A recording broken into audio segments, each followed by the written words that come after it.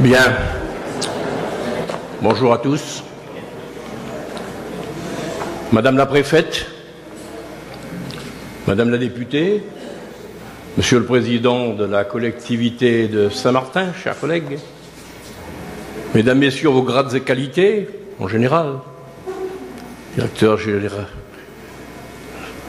régional de la douane, que j'ai rencontré aussi tout à l'heure.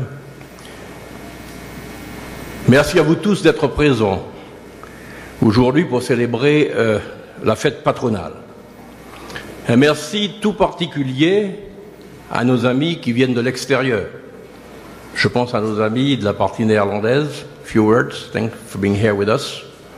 Michael Ferrier, Michael Cleaver, Georgie. Thank you. Et un merci tout particulier à Madame la préfète Sylvie Faucher, dont c'est la première fête patronale et à qui j'adresse tous mes vœux de réussite dans la noble mission qui vient de vous être confiée par le gouvernement. J'attache une grande importance à cette journée particulière, synonyme de fête, bien sûr, mais aussi de rassemblement et de célébration. La fête patronale nous rappelle que Saint-Barthélemy a une histoire, une culture singulière, et que ses habitants sont liés par une communauté de destin. Conformément à l'usage, cette journée est normalement l'occasion de dresser le bilan de l'année passée et de préciser les objectifs pour l'année à venir. Le devoir et la responsabilité des élus sont de rendre compte à chaque citoyen de l'action de la collectivité et de dessiner les perspectives pour l'avenir. Naturellement, cet exercice a un goût particulier après le passage du cyclone Irma il y a un an. Cette épreuve n'a laissé personne indemne et les conséquences se font encore durement sentir pour beaucoup. Des maisons sont encore à reconstruire ou à remettre en état. Certains ont perdu leur emploi ou ont dû quitter l'île. Et je sais de nombreuses entreprises inquiètes à l'approche de la nouvelle saison et alors que les niveaux de trésorerie sont parfois tendus. Enfin, il ne faut pas se le cacher, beaucoup d'habitants ont été psychologiquement éprouvés et sont anxieux face à l'avenir et à la récurrence d'un tel phénomène. Pourtant, le bilan, un an après, est plutôt rassurant sur la capacité de Saint-Barthélemy à faire face. La reconstruction s'est faite très majoritairement faisant appel aux ressources propres, humaines et financières de la collectivité, des habitants, des associations et des entreprises. Parallèlement, tous les acteurs économiques et sociaux ont joué le jeu. La note de confiance acquise par notre île, notre crédibilité démontrée depuis de nombreuses années y ont certainement contribué. Ainsi, malgré les retards, les assurances ont répondu présentes. Le coût total est estimé à 789 millions d'euros. Près de 500 millions ont déjà été versés. Quant aux organismes de prêt et de crédit, ils ont tous accepté de suspendre les remboursements le temps de la reprise. L'État a joué son rôle d'accompagnement, conformément à l'esprit de l'article 74 de la Constitution. Notre sens des responsabilités commandait également de nous y tenir. Outre l'annulation de la dotation globale de compensation pour l'année 2018, l'État a accompagné nos entreprises en facilitant le déclenchement du dispositif d'activité partielle et en proposant un moratoire sur les charges sociales patronales. Je tiens aussi à saluer le rôle de facilitateur et de coordinateur du préfet Philippe Gustin, qui, en sa qualité de délégué interministériel à la reconstruction des îles du Nord, a permis d'accélérer de nombreux dossiers. Enfin, nous avons aussi reçu des aides extérieures directes à la suite de l'élan de solidarité qui s'est manifesté en France et ailleurs. Je tiens encore ici à réitérer au nom des habitants de Saint-Barthélemy mes remerciements à l'ensemble de ces généreux donateurs.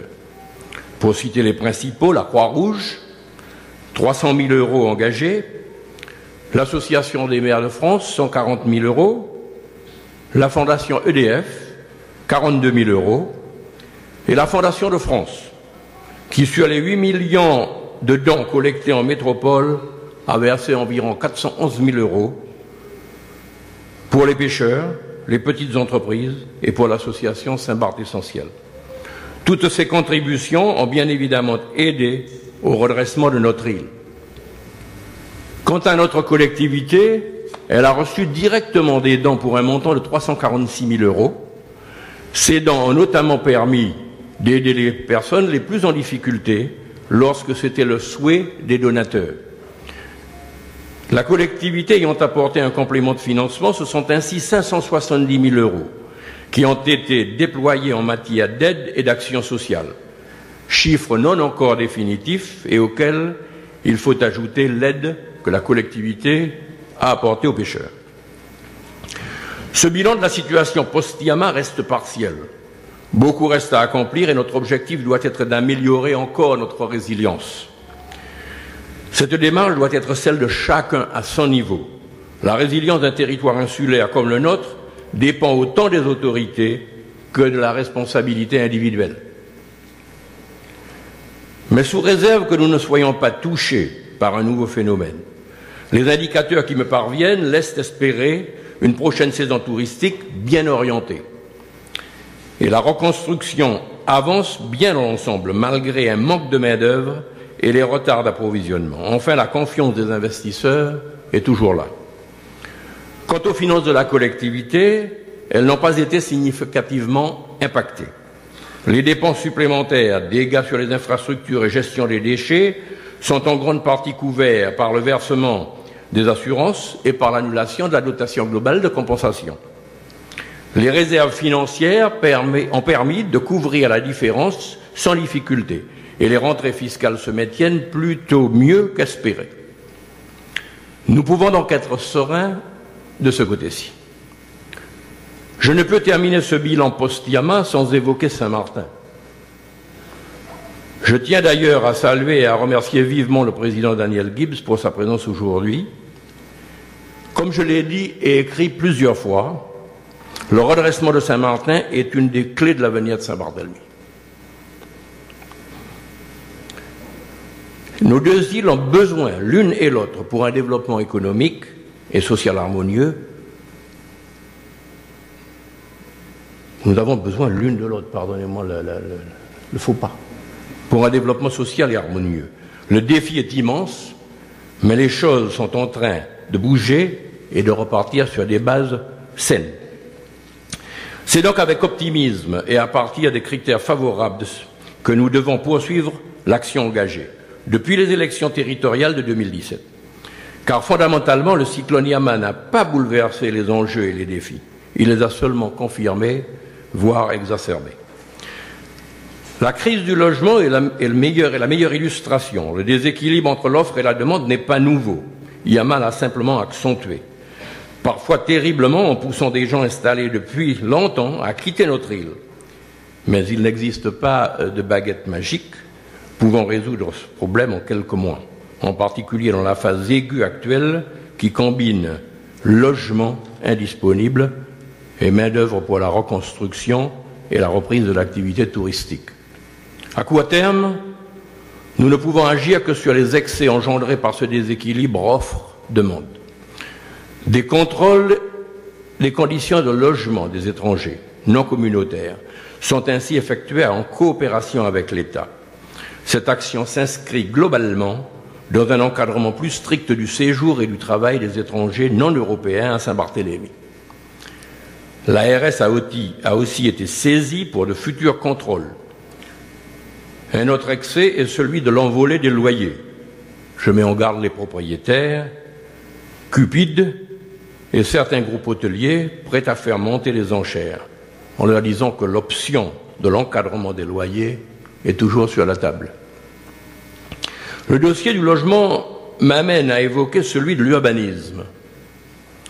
La carte a été adoptée quelques jours avant les dernières élections territoriales. Elle est en vigueur depuis plus d'1 an. Elle permet déjà de réguler la construction. Bien sûr, elle n'est pas parfaite. C'est une base à partir de laquelle notre majorité et les suivantes pourront affirmer et préciser le développement de notre île. C'est le sens de la révision engagée, ainsi que de la simplification de notre code de l'urbanisme qui est en cours de finalisation. Or, 14 recours ont été formés contre la carte en vigueur. Le tribunal administratif devrait se prononcer dans les tout prochains mois sur sa légalité. Cependant, s'il est naturel que ceux qui s'estiment lésés par ce document fassent appel aux tribunaux de la République, il est un peu plus surprenant de constater que parmi ces contestataires, on trouve les mêmes qui passent leur temps à critiquer l'absence de règles à Saint-Barthélemy. Sans vouloir être vulgaire, vous en conviendrez, mesdames et messieurs, qu'il y a parfois des coups de pied qui se perdent. J'en viens à présent au projet que la collectivité poursuivra ou engagera d'ici 1 an. L'ouragan Yama a en effet quelque peu bousculé le programme des travaux de l'année 2018. La priorité ayant été donnée à la reconstruction, la réparation et la préparation pour la saison à venir. Le coût de réfection des infrastructures de la collectivité représente plus de 7 millions d'euros, couvert en grande partie par notre assurance. Certains bâtiments gardent encore les stigmates du passage du cyclone, comme le bâtiment à l'Ancien Terrac, l'école de musique à Colombier, mais les nécessités de reconstruire de façon plus solide, en incluant une dalle haute en béton, a conduit la direction des services techniques à réaliser des études complémentaires au niveau des éléments porteurs du bâtiment. Parmi les projets prioritaires, il y a bien sûr tous ceux qui concourent à renforcer notre résilience. L'enfouissement des réseaux électriques en fait bien évidemment partie. Après le cyclone, 80% du réseau électrique était hors service, malgré le fait que l'essentiel du réseau moyenne tension était déjà sécurisé. L'enfouissement des réseaux électriques va donc être accéléré. Et de concert avec EDF et avec une aide financière provenant du Fonds d'amortissement des charges d'électrification de plus de 6 millions d'euros. Les premiers chantiers ont été axés avant tout sur la finalisation de l'enfouissement de la moyenne tension et la réfection des postes transformateurs afin de sécuriser le réseau principal de distribution. Plusieurs postes en béton ont été construits, comme à Lorient, Mohon, Tourterelle, Lurin, Saint-Jean. Les travaux d'enfouissement du réseau basse tension vont suivre dans la continuité, avec pour objectif une sécurisation totale du réseau d'ici 4 années. Programme ambitieux qui va supposer un rythme de travaux soutenu. La remise en état des réseaux téléphoniques reste plus timide, pour la bonne et simple raison que ces réseaux n'appartiennent pas à la collectivité et que le concessionnaire n'a pas déployé jusqu'à présent les moyens suffisants pour reconstruire entièrement ces réseaux. La collectivité a quant à elle lancé son marché pour le déploiement de son réseau fibre optique FTTH. La décision d'attribution du marché ayant été attaquée au tribunal, cette opération va subir du retard, mais n'est pas pour autant abandonnée. D'ailleurs, la collectivité profite des travaux routiers entrepris par EDF pour poser sur les voies publiques les fourreaux destinés au déploiement rapide de la future fibre. Les travaux routiers, justement. L'année 2018 est particulièrement marquée par les travaux routiers. Non seulement il y a ceux qui sont effectués dans le cadre de l'enfouissement des réseaux électriques, mais il y a également les travaux de réfection de la voirie et de pose de la conduite d'eau potable et des fourreaux téléphoniques. Cela représente un investissement de plus de 15 millions d'euros. L'aménagement de la rue Auguste Niemann constitue, bien que le cyclone Yama ait causé beaucoup de retard sur ce chantier, ces travaux continuent et nous devrions retrouver une circulation normale en sortie de Gustavia d'ici la fin du mois de novembre. Le quartier de Lorient est particulièrement impacté cette année. Après la réalisation de 2 postes de transformateurs en remplacement de celui qui existait à l'entrée de la plage et qui fut détruit par le cyclone, les travaux sont consacrés cet été à la réfection du pont de l'Orient. La route devrait retrouver son sens normal de circulation courant septembre. Cependant, les travaux continueront à l'entrée de l'Orient, avec notamment la poursuite de la pose de la conduite d'alimentation en eau potable du réservoir de Vité, indispensable pour équilibrer la distribution de l'eau dans l'île et la réfection de l'éclairage public de lourds travaux en perspective qui devraient se poursuivre jusqu'à la montée de Camaruche sur les 2 années à venir. Saline ne sera pas en reste, car seront réalisés également dans les mois à venir l'effacement du réseau électrique et la réfection de la chaussée dans ce secteur particulièrement vulnérable en cas d'inondation. La route de Saint-Jean, entre le pont de l'Edenrock jusqu'au Moine Tourterelle, va également subir de lourds travaux routiers, avec principalement la pose de la conduite d'eau potable sur toute la partie haute et la réfection à venir du pont de Saint-Jean et l'amélioration du carrefour. À noter également la construction d'un trottoir le long de la route principale de Saint-Jean et son élargissement au niveau de la Créole. Les travaux de réfection de la route de Grandfond vont se poursuivre dans la continuité de la première tranche, avec notamment un parking côté Touani à l'entrée de la plage prisé par les surfeurs. Pour ce qui est des parkings sur Gustavia, le projet de construction d'un parking souterrain est maintenu. Il doit toutefois être repensé pour y intégrer la construction d'une salle de spectacle au-dessus et utiliser les parkings comme abri sûr en cas de cyclone majeur. En attendant, un parking arboré sera aménagé devant l'école primaire de Gustavia, la collectivité menant une politique d'acquisition foncière dans cette zone de Fondrade. S'agissant des autres projets en cours, tout sera entrepris pour qu'ils aboutissent rapidement. L'aménagement de l'étang de Saint-Jean se poursuit. Il devrait être finalisé courant octobre.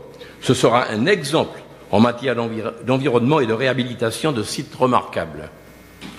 Les étangs de petits cul-de-sac et de grands cul-de-sac, qui ont vocation à intégrer le patrimoine de la collectivité au même titre que ceux de Saint-Jean et de Saline, devront faire l'objet d'un jour d'une réhabilitation similaire.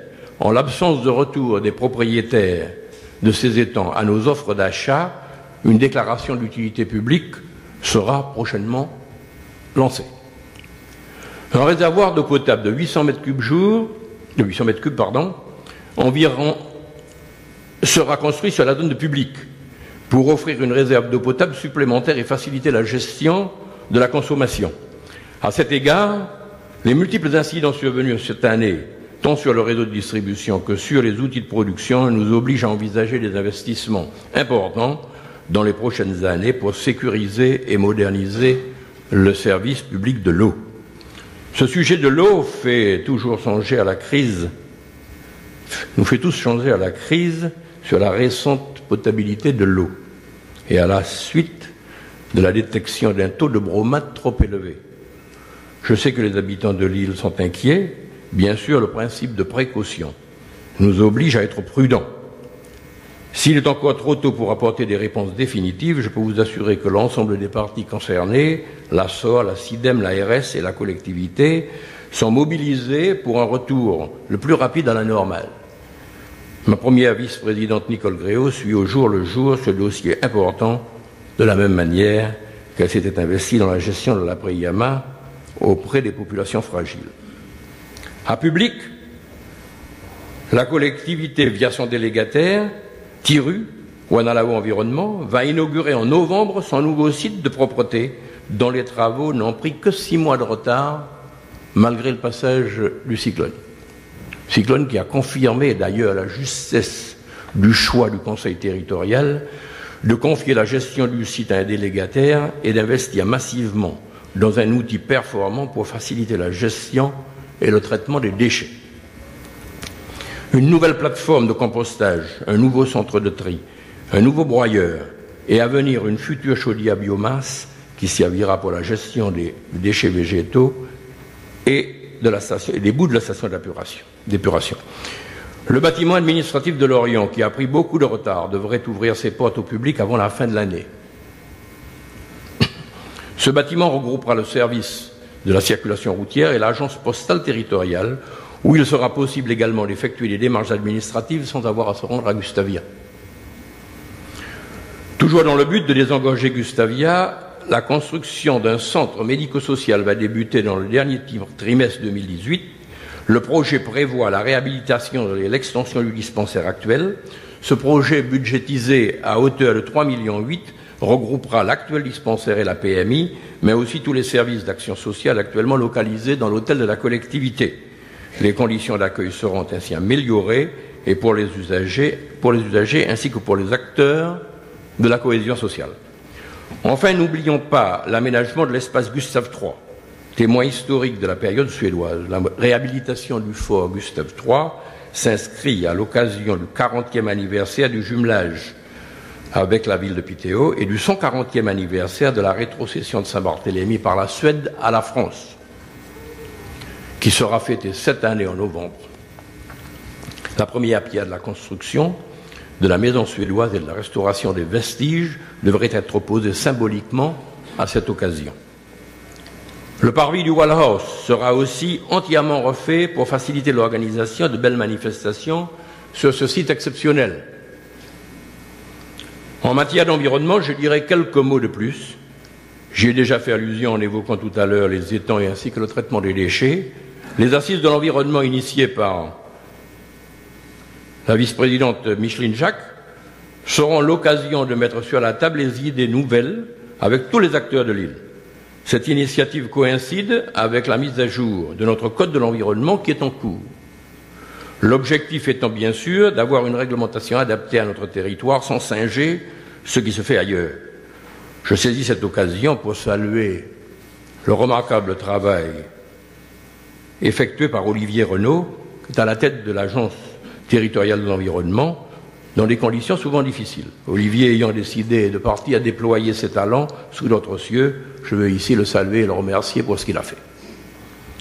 Désormais, le fléau des sargasses s'impose, chaque année d'ailleurs, comme un de nos principaux défis environnementaux, mais aussi sanitaires et économiques. Nous faisons face sur nos plages et à proximité des habitations. Mais à quel prix? La facture dépasse désormais le 1 million d'euros chaque année. La solution miracle n'existe pas. Nous n'avons pas encore trouvé les conditions pour améliorer nos processus, mais les services techniques, au vu du retour d'expérience, s'y emploient. Mais il ne faut pas se le cacher, si le phénomène persiste, comme tout le laisse à présumer, il faudra également mettre en place un financement pérenne à caractère fiscal au même titre que le traitement des déchets. Mesdames et messieurs, je vais être un peu brutal, mais vous l'aurez compris à l'énumération de ce programme, qu'il y a d'un côté les gens qui travaillent, dur parfois, pour régler les problèmes en agissant de manière réfléchie et pragmatique. Et de l'autre, les crapules. Les crapules qui étalent sur les réseaux sociaux leurs commentaires aussi idiots qu'infondés, tout comme certains journalistes, pour parler de Michel Revol dans Le Point d'hier, qui racontent tout et n'importe quoi en insultant des élus qui travaillent. Un autre grand dossier connexe à celui de l'environnement sera celui de l'énergie. En partenariat avec l'État et EDF, des discussions vont être engagées dès septembre pour élaborer un code territorial de l'énergie et une convention tripartite de manière à sécuriser le maintien de la péréquation sur le prix de l'électricité, garantir les investissements d'EDF et engager une transition énergétique respectueuse des intérêts propres de Saint-Barthélemy, en particulier son autonomie. L'objectif reste celui d'aboutir à un accord global d'ici la fin de l'année. Enfin, je terminerai en saluant le succès de la Caisse de prévoyance sociale, gérée par la MSA. En place depuis le mois d'avril 2017, notre caisse locale a démontré en une année toute son utilité et son efficacité. Une fois passés les quelques couacs inévitables au démarrage pour un chantier de cette ampleur, les assurés de Saint-Barthélemy bénéficient désormais d'un service performant et de proximité. La Caisse doit d'ailleurs finir de monter en puissance en récupérant entièrement la gestion du RSI. Les effectifs vont être renforcés en conséquence fin septembre. C'est un immense progrès pour les assurés et j'y associe notre sénateur Michel Magras et le président Daniel Gibbs, notre ex-député, qui tous les deux avaient bataillé dur au Parlement pour obtenir cette avancée. Chers amis, je ne saurais clore mon propos sans remercier les différentes associations de quartier pour le concours qu'elles nous apportent chaque année dans l'organisation des fêtes, ainsi que la communauté religieuse pour la magnifique manifestation à laquelle nous avons assisté ce matin. Enfin, avec une pensée particulière pour nos malades et nos familles frappées par le deuil, je vous souhaite à toutes et à tous une merveilleuse fête patronale de Saint-Barthélemy. Merci.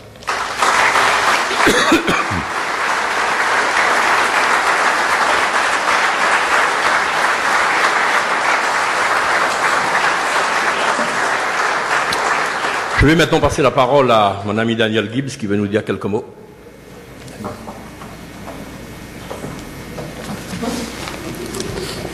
Merci, Monsieur le Président. Madame la Préfète, Madame la députée, Monsieur le Président, Mesdames et Messieurs en vos grades et qualités, dear guests from the southern side of St. Martin, brothers of St. Martin. Monsieur le Président, vous le savez, Messieurs et Mesdames de Saint-Barthélemy, chers amis, bonjour.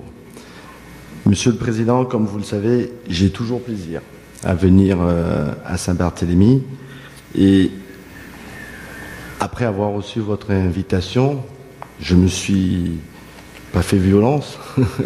Comme je disais, c'était toujours un plaisir, mais en tous les cas, c'est toujours une partie de moi qui est restée à Saint-Barthélemy. Donc quand je reviens, je la retrouve. Mes années de député, comme vous l'avez souligné, ont marqué mon passage en politique et m'ont aussi porté une certaine connaissance des choses, notamment dans le management, et c'est ce que je m'efforce à faire sur ma petite collectivité de Saint-Martin. Fidèle à elle-même, la collectivité poursuit son chemin. Et vos mots, ce matin, prouvent, Monsieur le Président, s'il en était encore besoin, votre volonté sans faille de continuer à mener votre territoire sur la voie du plus harmonieux des développements. Un projet de territoire clair, porté par une équipe impliquée, ici et à Paris, pour le bien commun. Madame la députée ne me contredira pas ce matin si je dis combien il est agréable et constructif de travailler avec les élus de Saint-Barthélemy. L'ancien député de notre belle et si complexe circonscription que je suis souhaite vous remercier toutes et tous ce matin, une nouvelle fois, pour la richesse de nos échanges et pour tout le travail accompli dans le plus étroit partenariat sous la précédente législature. Il y a beaucoup à apprendre de Saint-Barthélemy et comme je l'ai dit, j'ai beaucoup appris à vos côtés. Nos deux jeunes collectivités d'outre-mer ont beaucoup de différences et il serait malvenu d'oser les comparaisons faciles. Toutefois, j'en suis convaincu, les valeurs des Saint-Barth et des Saint-Martinois nous rapprochent. Nous sont communes la fierté de nos îles et de leur particularisme, la résilience et le courage de nos populations, la solidarité qui soude toutes nos communautés. C'est une fête de Saint-Barthélemy un peu particulière cette année, puisque nous sommes à quelques jours seulement du funeste premier anniversaire du passage du cyclone Irma sur nos îles. Si Saint-Barthélemy pense encore certaines plaies, elle s'est toutefois vite relevée de la situation et continue à s'améliorer de jour en jour.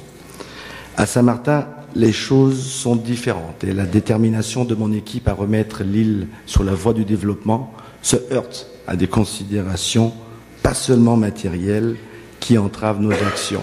Alors, Monsieur le Président, j'ai volé une expression à vous, je continue à l'exploiter, les intellectuels en chaise longue qui ont toujours tant à dire. Aujourd'hui, j'en ai appris une autre, je l'appliquerai de façon modérée.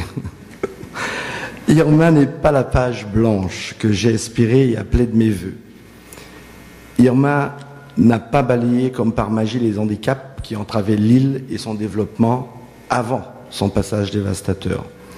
Ils ont subsisté, et je parle habitat insalubre, immigration clandestine, chômage des jeunes, fragilité des réseaux, tous ces handicaps inhérents à la grande majorité de nos outre-mer malheureusement. Ils ont subsisté et ils alourdissent considérablement le poids de la catastrophe survenue le 6 septembre dernier. Ne voyez pas, surtout dans ces quelques mots d'amertume, je n'en ai pas, et celles et ceux d'entre vous qui me connaissent savent que je suis un éternel optimiste. À Saint-Martin, nous avons coutume de dire « United we stand, divided we fall ». Ensemble, nous sommes plus forts.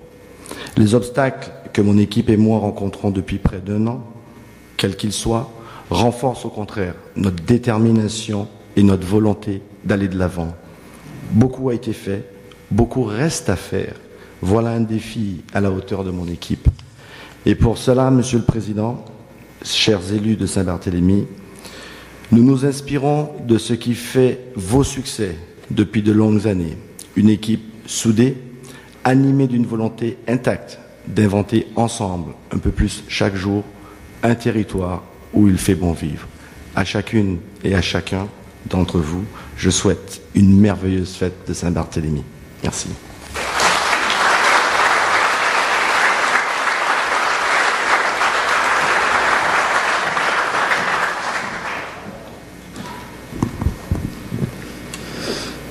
Madame la préfète, Monsieur le président de la collectivité de Saint-Barthélemy, Monsieur le président de la collectivité de Saint-Martin, Mesdames et Messieurs membres du Conseil territorial, Mesdames et Messieurs en vos grades et qualités, chers amis, c'est un réel plaisir pour moi d'être parmi vous aujourd'hui afin de prendre part à la fête de Saint-Barthélemy. Je souhaite profiter de cette occasion pour remercier le président Magra pour notre relation de travail et pour la confiance qu'il me témoigne depuis mon élection. Sachez que j'ai pris l'engagement de représenter nos 2 collectivités et que cet engagement sera indéfectible. Président, vous êtes un exemple pour nos jeunes et nos moins jeunes, car depuis votre engagement pour votre île, vous avez toujours cherché à mettre tout en œuvre pour que Saint-Barthélemy puisse progresser et devenir l'île qu'elle est aujourd'hui. Je vous félicite ainsi que votre conseil territorial pour la santé financière de votre collectivité. Votre collectivité a été citée en référence et vous ne pouvez imaginer toute ma fierté de représenter cette collectivité de Saint-Barthélemy au niveau national.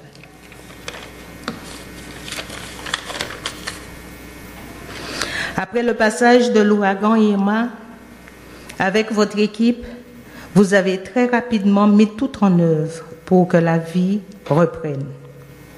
Et aujourd'hui, à part quelques travaux de reconstruction, et vous avez énuméré la liste de choses qui restent à faire, lorsque nous nous promenons à Saint-Barthélemy, on peine à croire que l'île a vécu un tel événement. Donc, à votre équipe et vous-même, je vous félicite. Permettez-moi de dire que si demain vous prenez votre retraite, votre successeur aura bien du mal à vous égaler. En conclusion, je tiens à remercier Micheline Jacques, ma suppléante, pour son engagement à mes côtés et également son étroite collaboration. À tous et à toutes, je vous souhaite une très bonne fête de Saint-Barthélemy.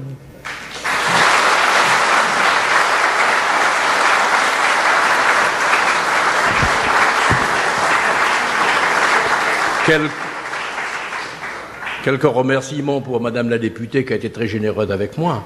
Mais j'ai toujours considéré que la retraite, c'est le début de la fin. J'ai quelques difficultés à prendre ma retraite. Madame la préfète, avec plaisir.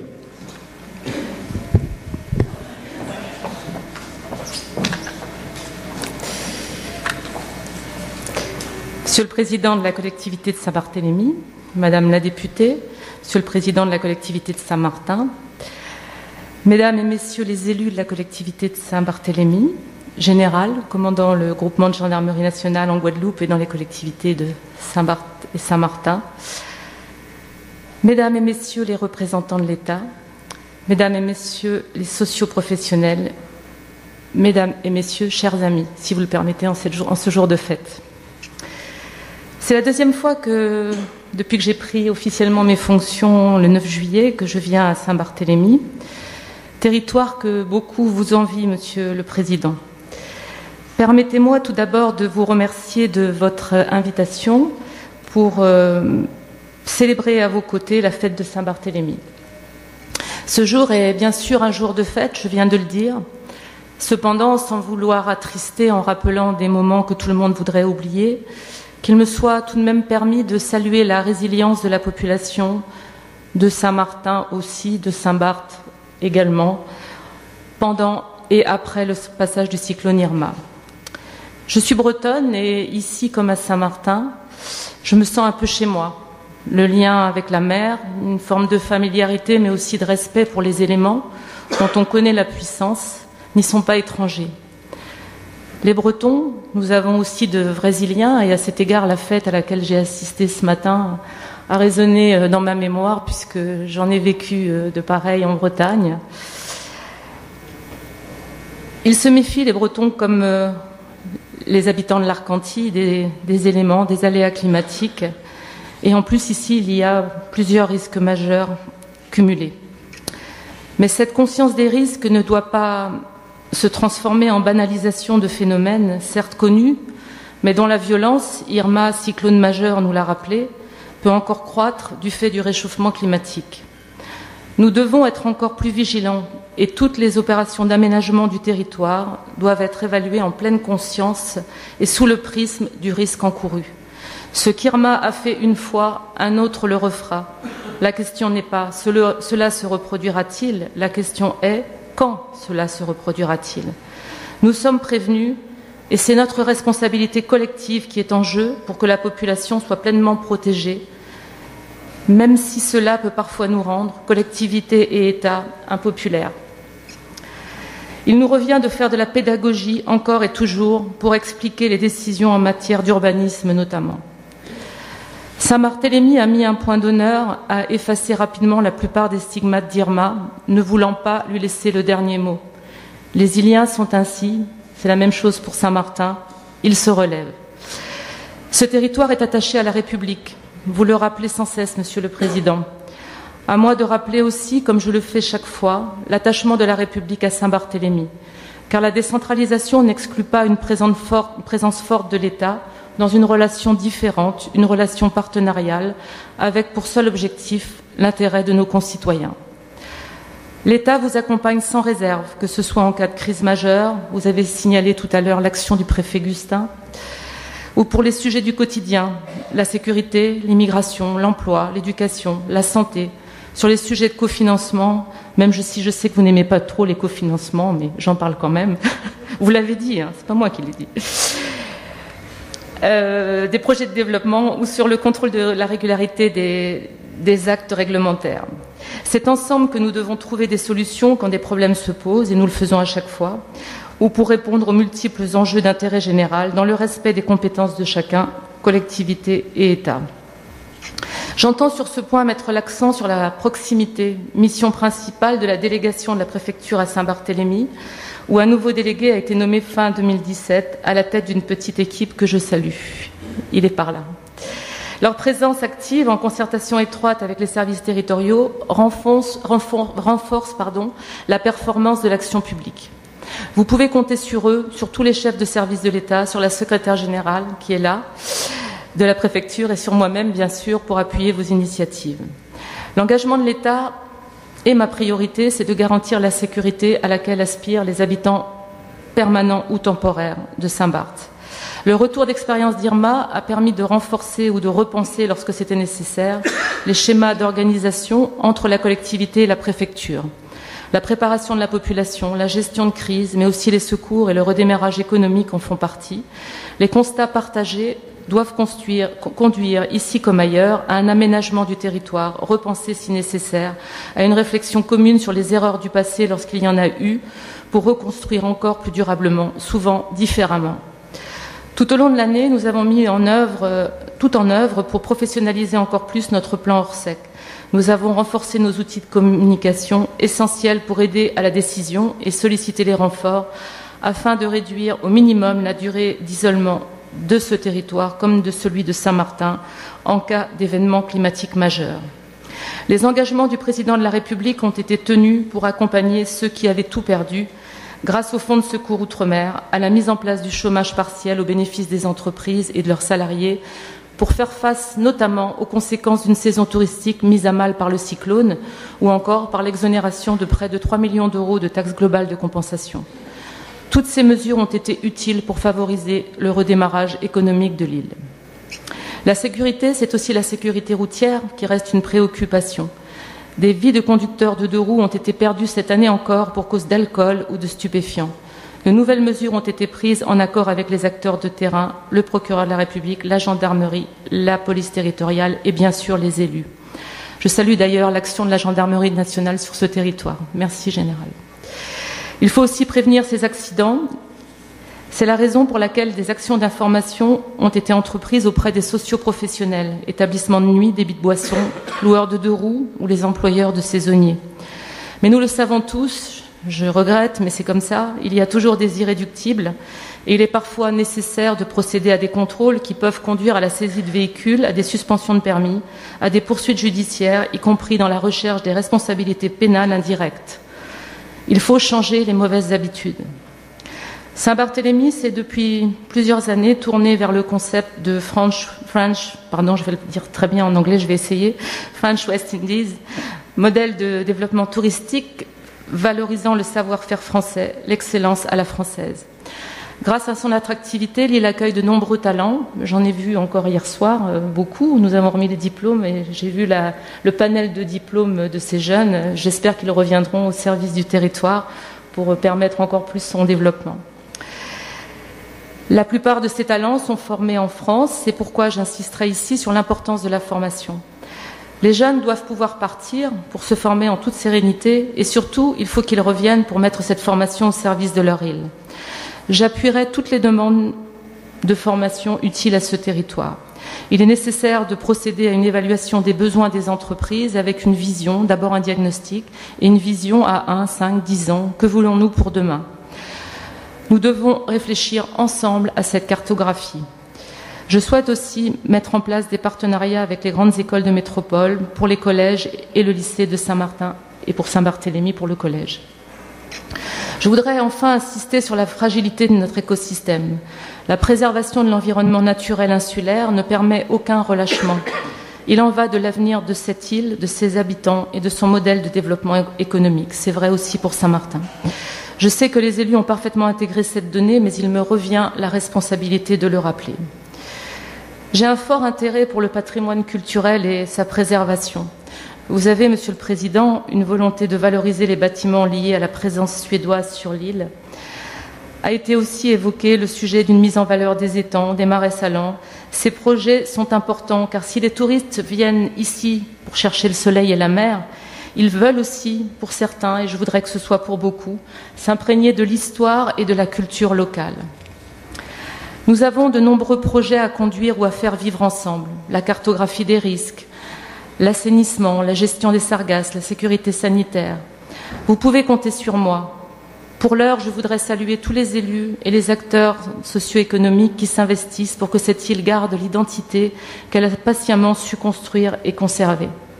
Permettez-moi aussi de remercier les représentants religieux qui nous ont donné ce matin l'occasion d'une très belle fête et de remercier aussi les associations qui y ont contribué.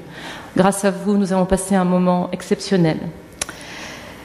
Très belle fête de Saint-Barthélemy et si vous me permettez de conclure ainsi, vive Saint-Barthélemy, vive la République, vive la France.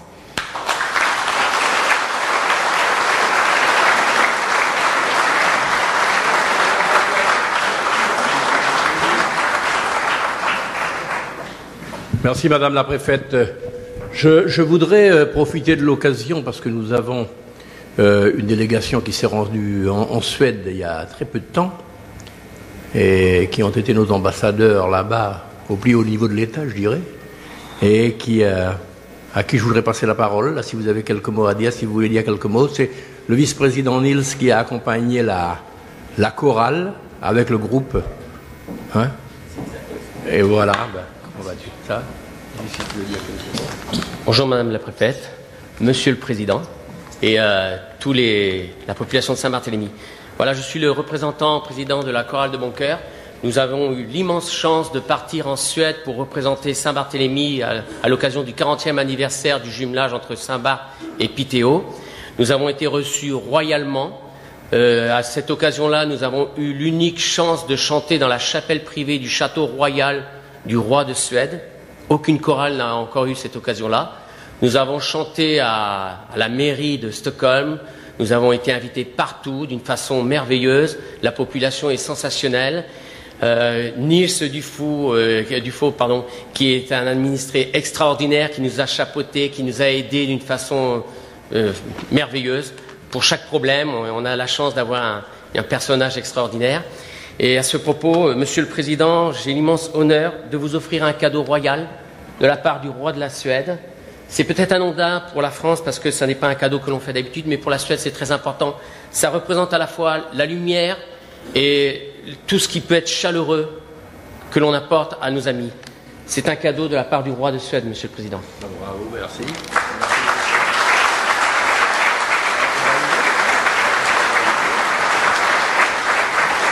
Ce sont les bougies spéciales du roi, Ouais. avec les couronnes du roi de Suède. Ah, d'accord. Merci beaucoup, mais ça m'inquiète. J'ai peur que la Suède annexe Saint-Barthélemy encore. Hein? On a un franco-suédois qui est dangereux, là, Niels. Hein? Alors, ce sont des bougies. Ah, c'est fantastique, mais faut pas les brûler, celles-là, parce qu'elles ont la couronne du roi. Elles sont vraiment spécifiques pour la famille royale. La famille royale. Ce sont des bougies spécifiques pour la famille royale. Donc nous aurons les bougies du roi de Suède dans nos locaux. Voilà. Alors, il va falloir que je mette les locaux à clé. Hein. Merci beaucoup. Et bravo à la chorale et à Niels, mon ambassadeur dans les pays scandinaves. Thierry, vous les donne? Voilà, maestro, champagne et petit four. On va peut-être aller prendre l'air sur le balcon et se prendre une coupe de champagne. Thierry, je vous donne ça aussi.